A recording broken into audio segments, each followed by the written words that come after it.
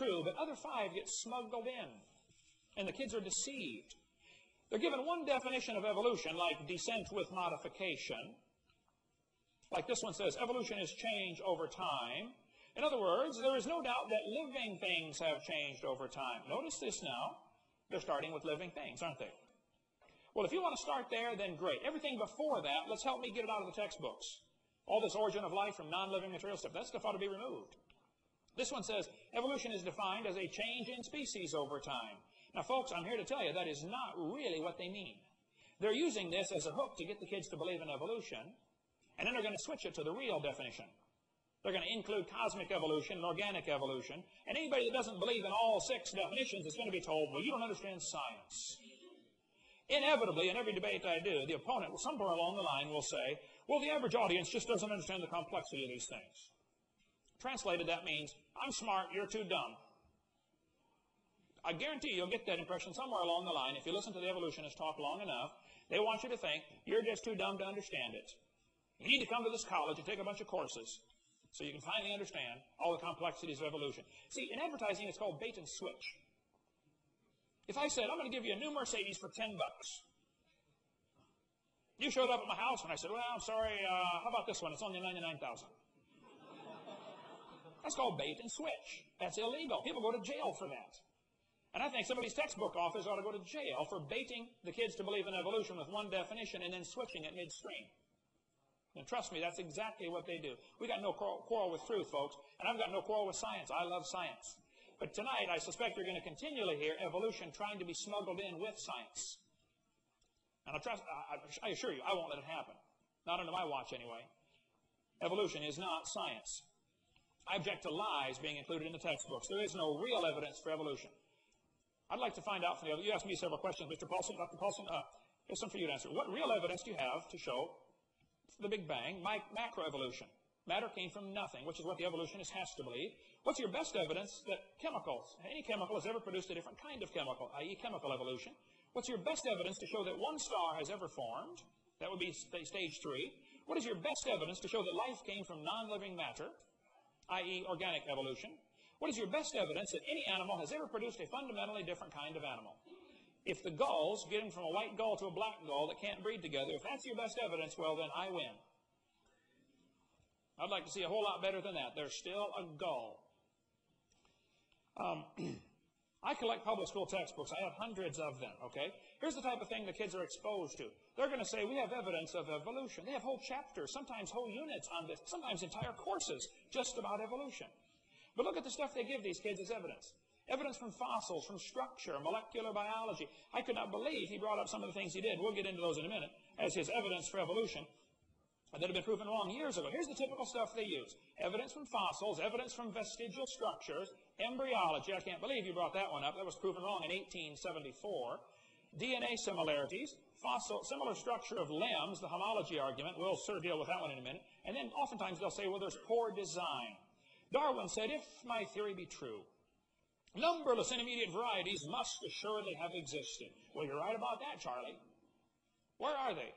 Well, even David Roth, who's a strong believer in evolution, said, in the years after Darwin, his advocates hoped to find predictable progressions. In general, these have not been found. Yet the optimism has died hard. Boy, that's the truth. And some pure fantasy has crept into textbooks. Oh, you're kidding. Fantasy in our textbooks? Their evidence they use, they say fossils prove evolution. Now, hold on just a minute. Let's put this in a court of law, okay?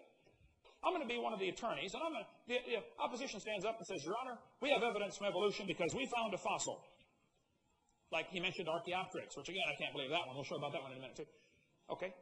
Here's my proof for evolution. We have a fossil. I'd like to point out the obvious, Your Honor.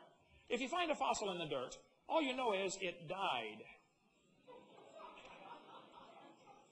You don't know that it had any kids, do you? You certainly don't know that it had different kids. And how come the fossils in the dirt can do something the animals today cannot do? Animals today can only produce the same kind. Why do you think the fossil in the dirt could do something that the animals today can't do? Why can it happen long ago and far away, and it can't happen today? I mean, if ape-like ancestors produced humans, let's have them do it again. I'd like to see it this time. Only let's get an observer now. Apes are still having babies, you know. Make another one. Then they're going to say there's evidence from vestigial structures.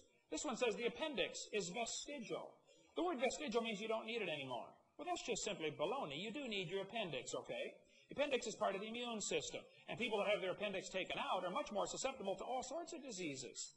There's all sorts of research on that in the last 10 years. There aren't any vestigial structures. This one says the whale used to walk around.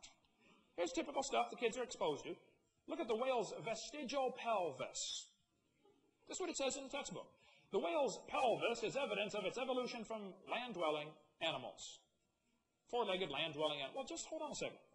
Those bones right there in the abdomen of the whale are anchor points that muscles attach to. And without those muscles and those bones, the whales cannot reproduce. That has nothing to do with walking on land. It has to do with getting more baby whales.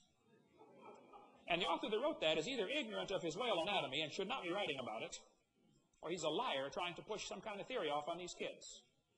Is that your best evidence for evolution, a vestigial structure? This one says humans have a tailbone that is of no apparent use.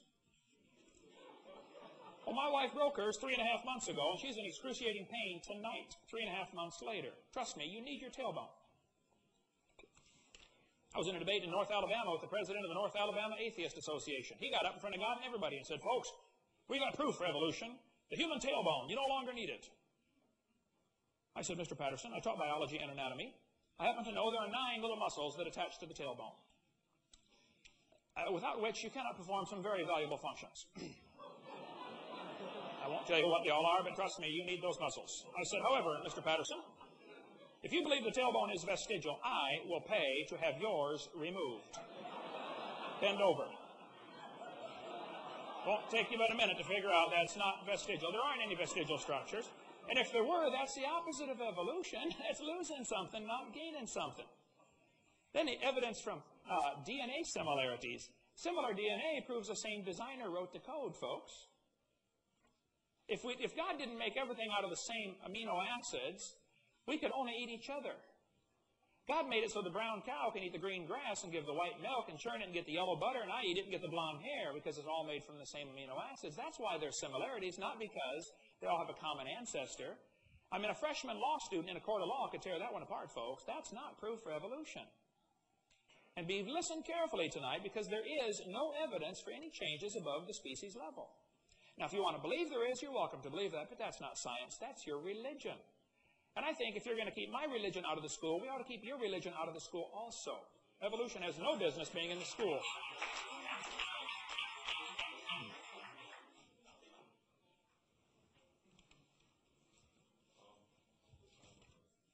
Oh.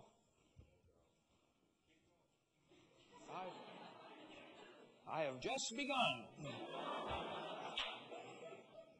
Dr. Paulson mentioned evidence from development. This is often called the embryology argument. This textbook tells the kids the similarity between early stages in development of many different animals helped convince Darwin that all forms of life shared common ancestors. I was surprised. I guess I shouldn't be, but it's brought up in every debate I've ever done, but they still don't seem to get the message. This was proven wrong in 1874. Those little folds of skin under the jaw of the human embryo are not gill slits. They develop into bones in the ear and glands in the throat. They never have anything to do with breathing. They are not gill slits. And it ought to be criminal to call them gill slits. And any textbook author that puts that, any teacher that teaches that to his kids in school, after he's exposed to the truth, he should be fined at least or expelled from teaching if he's going to deliberately lie to the kids. Ernst Haeckel, embryology professor at Jena in Germany, at the University of Jena, he read Darwin's book in 1860. He loved it. It converted his whole way of thinking. His lifestyle was changed. Ernst Haeckel taught embryology, the study of embryos. Ernst Haeckel made this drawing right here, similar to the one Dr. Paulson showed us a moment ago, about the embryos having gill slits and tails. Haeckel made up this entire thing in 1869. He was trying to help Charlie out because Charlie said we should find evidence for my theory. 10 years later, they had none, so Haeckel made some up. On top are Haeckel's drawings. Underneath are actual photographs of those creatures. Now, either Haeckel is a lousy artist or he is a liar trying to promote some kind of religious worldview. Having studied it quite a bit, I'm convinced he was just a liar, that's all. He was actually convicted of fraud by his own university.